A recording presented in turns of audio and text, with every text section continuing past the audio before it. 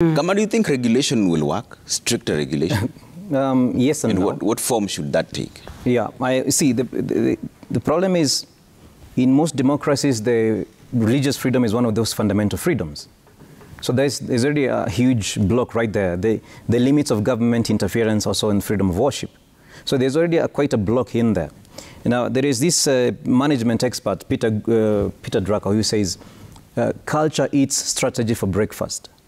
That means you can have all these nice policies and laws and all this, but if the underlying culture is not congruent with those kind of policies and rules, even in any kind of organization, it doesn't work. So I would say, yes, there needs some sort of reinforcement. But just as Trifena is mentioning, these reinforcement and regulations, they have to work within a wider culture where we are strengthening families. You know, why? Because, as we said, a number of people who go to these kind of cults are coming from a place where maybe they're not able to meet their physical needs. So social justice is actually a way of fighting cults.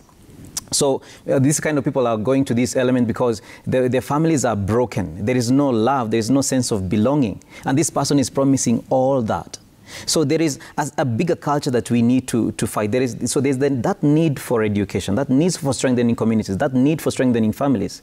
But at the fundamental level, I do not think that reinforcement or simply the supervision or greater supervision by the government in and of itself will work, firstly because of the freedoms that people have to worship in the manner they will, that people who are above 18 can do whatever they can believe whatever they want insofar as it's not harming someone else.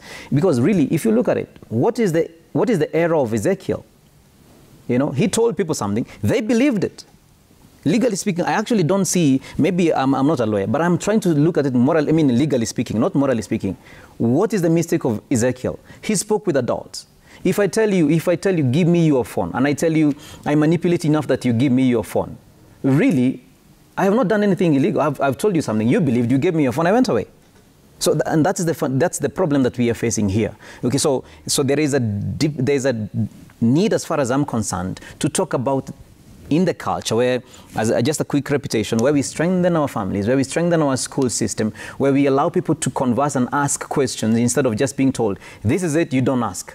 All right, so those I think would be a better way of looking at the problem. And not regulating the institution of church, per se. Like how do you regulate? People register all the churches, making sure they go to theology classes, making sure that there's a certain doctrine that they preach. Look, even within the major Christian denominations, there are fundamental disagreements among theologians.